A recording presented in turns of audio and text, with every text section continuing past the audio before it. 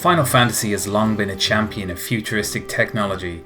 Across the world's innovation paved the way for jaw-dropping airships, fearsome weapons of war, global media, space exploration, indoor plumbing. When Square go to the trouble of detailing every facet of a home, but only sprinkle a few toilets across the globe, what are they trying to tell us?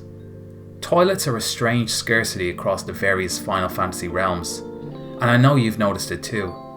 Kefka knows what I'm talking about. His stroke of genius was hoarding all the toilets for himself, while over in Final Fantasy VIII, only those lucky enough to earn a spot in the D-District prison had a chance to try out a world-exclusive shitter. See, there's only one thing more deadly than facing off Final Fantasy's greatest monsters. Try being a hero with regular bowel movements and slim pickings when it comes to bathroom pit stops. Not now, please. But it's not all bad, because no other game in the series championed good indoor plumbing quite like Final Fantasy VII. The citizens of Gaia have the good fortune to live in a time when fully functioning toilets are taking the world by storm. Never mind living under the foreboding red glare of Meteor, these guys have their own crappers. What a time to be alive. Look out across the world of Gaia and you'll see a divide between the have and the have-nots. Those lucky enough to have access to clean water closets and those who go without. It's what I've been trying to tell you. It's a socio-economical commentary. That's right, by showing us where the toilets are located, Square are emphasising where they haven't placed them. They're world building through bathrooms. It's no surprise that Midgar, home of Shinra Electric Power Company and cradle of modern civilization, is the forerunner and advocate for luxurious lavatories. Who's building these things? One master plumber? If so, where did they learn their trade? I'm thinking it's gotta be government led. Did Shinra have a plumbing division? Because even in the slums of Midgar, you'll find a functioning privy in every home.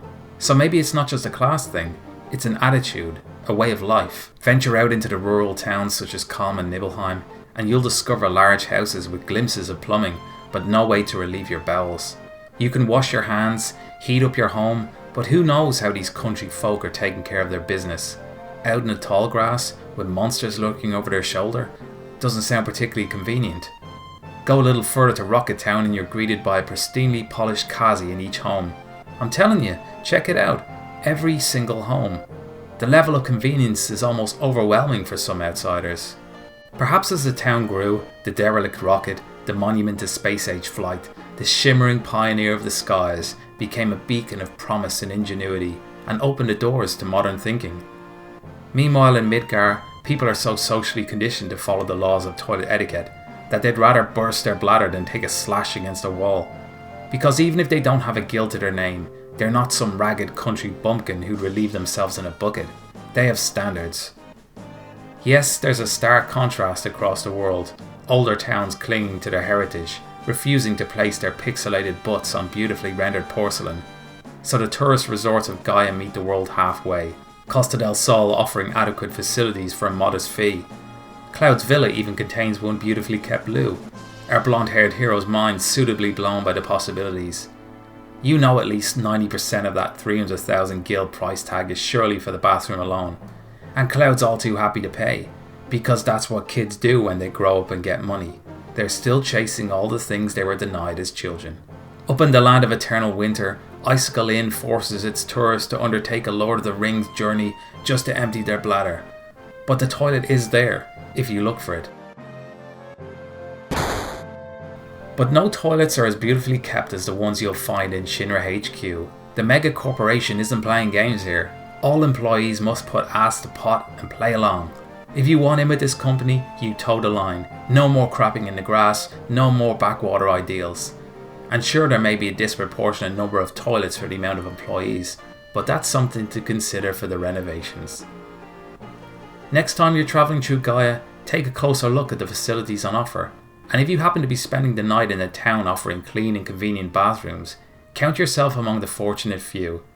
Particularly when you're travelling with someone like Sid, who enjoyed the benefits of a fully functioning toilet for years and could probably never go back to anything less. Consider carefully where you choose to sleep in order to keep morale at a high.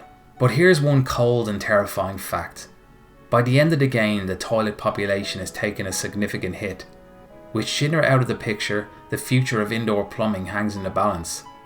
Without Shinra's nose for excellence, which way will the people of Gaia go? Their destiny is in their own hands. It makes you wonder, if Shinra wanted to roll out bathrooms across the planet, is it such a bad thing? Maybe President Shinra had a vision. Safe, clean energy in a world of convenience. Surely that's worth holding on to, and not something to be simply flushed away. Final Fantasy VII Remake looks like it's continuing the great toilet odyssey. Love to show them what the ones down below look like. Will Kalm and Nibelheim be suitably represented as bog-free zones? What else will Square have to say on this important matter? Time will tell. Spotted any more toilets across the Final Fantasy worlds? Let me know in the comments, and maybe we can piece this puzzle together. Until next time, take care.